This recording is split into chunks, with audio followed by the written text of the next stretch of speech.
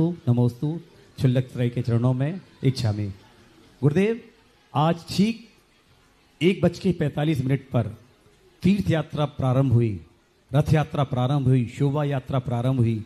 देशशास्त्र गुरु की यात्रा गुरुदेव पूरा प्रशासन ने संभाल रखा था। कलेक्टर साहब श्री आदित्य सिंह जी, एसपी साहब श्री मिश्रा जी और अशोकनगर के जनप्रतिनिधि, सारे पूर्व विधायक और सब लोग इस यात्रा में शामिल हुए गुरुदेव। और पूरा शहर के पूरे पार्षद, पूरा शहर इसमें झूम उठा था गुरुदेव। और अभी भी लगभग हम 5:10 पर इधर आ गए थे और अभी भी यात्रा खत्म नहीं हुई, चल रही है गुरुदेव। लोग समझ में नहीं आ रहा गुरुदेव, ये इस पंडाल तो जगह खाली भर गया है पूरा, और वहां तक स्कूल तक लोग खड़े हुए हैं गुरुदेव। गुरुदेव, ये आगवानी ज्यादा अच्छी थी कि ये थोवन जी की आगवानी ज्यादा अच्छी है? देखो, बनियों के समान में तराजू से तो तोलता नहीं।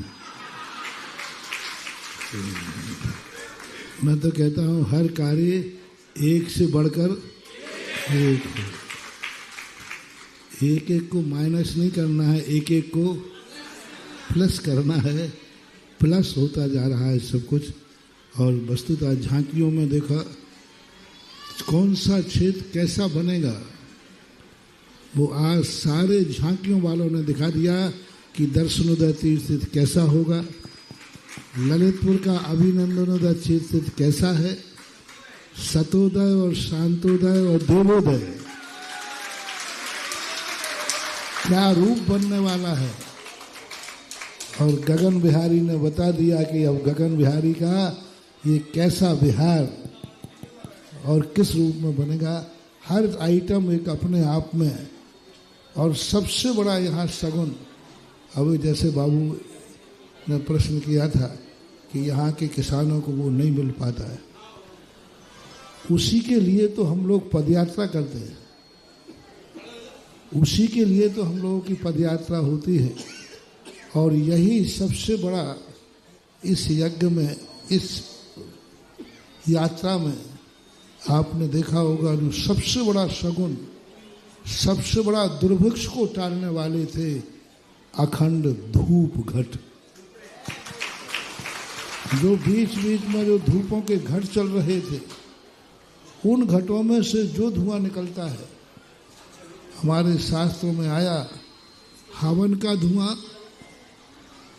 आहुति का धुआं और धूप का जो धुआं होता है, ये नकारात्मक शक्तियों को दूर करता है। जो नकारात्मक शक्तियां हैं, इसलिए सबसे ज़्यादा, सब सगुन तो है ही, लेकिन यहाँ के रास्ते की नकारात्मक शक्तियों को दूर कर रहा था जो अखंड धूपड़े चल रहे थे। पूरी यात्रा में 5 अखंड धूपड़े चल रहे थे, जिनके माध्यम से वो धूप पूरे रास्ते के यात्राओं को, किसानों के खेतों को, किसानों के घरों को और भारत की भूमि को नकारात्मक शक्तियों से निकाल करके सकारात्मक रूप दे रहे। इस पदयात्रा के अनेक अनेक पहलू हैं, एक एक पहलू नहीं, हर पहलू में कोई ना कोई रहस्य छुपा हुआ है, कोई ना कोई ऐसा रहस्य छुपा है जिस रहस्य के कारण से यह सब मात्र प्रदर्शन नहीं है, ये उस आत्मदर्शन की ओर ले जाता है जहाँ से लोग सोच नहीं पाते। अब यह पदयात्रा के बाद इन जो आपने भावना भाई है, इस भावना के अनुसार आप खुद अगली साल बताएंगे महाराज किसानों के क्या हाल है।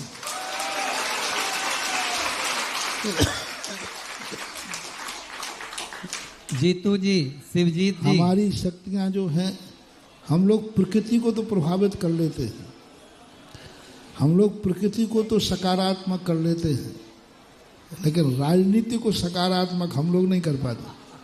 क्योंकि सबसे ज़्यादा किसान को मूल्य न मिलने का कारण है, जो वस्तु हमारे भारत में होती है उस वस्तु का आयात भारत में क्यों किया जाता है। मैंने अभी प्रवचन में कहा था, जिस देश की सरकार अपने देश में होने वाली वस्तु को सस्ता करने के लिए विदेशी माल बुलाते हैं, वह आत्मघाती विचार कहलाता है। यदि हम अपना जो चीज़ हमारे देश में होती है, यदि हम विदेश से उसे सस्ता करने बुलाएंगे तो हमारे किसान का पसीना व्यर्थ जाएगा, उसको उचित मूल्य नहीं मिल पाएगा क्योंकि विदेश से सस्ता आ जाए। तो जो चीज़ हमारे भारत में होती है उस चीज के लिए कभी आयात नहीं होना चाहिए। देश में कितना भी महंगा हो, देश का पैसा देश में रहना चाहिए। आज कितनी भी महंगाई बढ़ जाए, अनाज कितना भी महंगाई बढ़ेगा, पैसा कहाँ जाएगा देश का? आपके साथ किसान से जाएगा, किसान फिर बेचारा बाजार में आएगा, फिर तुम्हारे पास आ जाएगा। लेकिन विदेशी माल यदि आ जाएगा तो पैसा कहाँ जाएगा? विदेश जाएगा। देश का महंगा माल मिल रहा है तो मत समझो कि महंगाई बढ़ गई है, क्योंकि देश का पैसा एक भाई से दूसरे भाई के पास जा रहा है और वह भाई कहीं ना कहीं कल बाजार में लाकर पुनः लौटा देगा।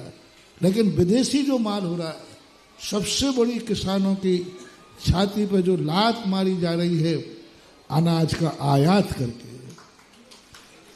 जो विदेशी शक्तियों का माल आयात किया जा रहा है, उस आयात का इतना माल यहाँ पटक देते हैं कि बेचारे किसान को मजदूरी भी नहीं मिल पाती। मेरा कहना है, सभी आज प्रश्न आया है, सारे भारत के किसानों से, सारे भारत की जनता से कहना है कि अभी चुनाव आए उस समय एक ही आवाज उठाओ, जो वस्तु हमारे देश में पैदा होती है उस वस्तु का आयात नहीं किया जाएगा।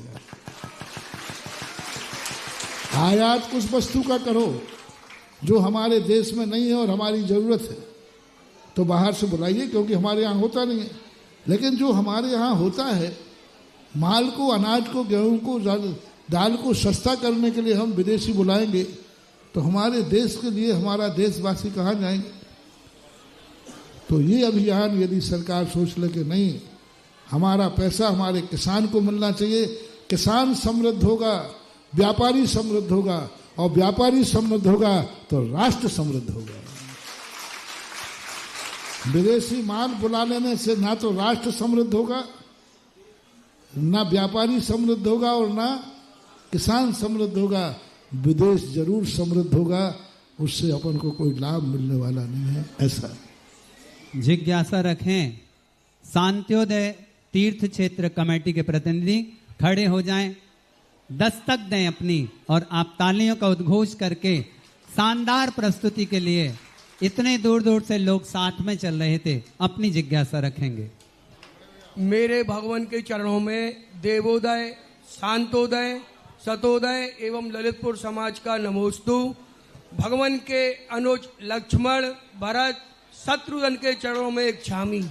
भगवान, आपने ललितपुर चतुर्मास में तीनों क्षेत्रों का नामकरण किया था और उस दिन से भगवान तीनों क्षेत्र दिनों दिन ऊंचाई छू रहे हैं। भगवान, आज आपके आशीर्वाद से जो पद यात्रा हुई है, हम तीनों क्षेत्र वाले ऐसा क्या पुण्य करें कि ऐसी पद यात्रा हम लोग भी करें, और भगवान आपका कब तीनों क्षेत्रों पर आगमन हो जिससे हम लोगों के भगवान पूज्यो और आपके सानिध्य में पंच कल्याणक हो। नमोस्तु भगवान।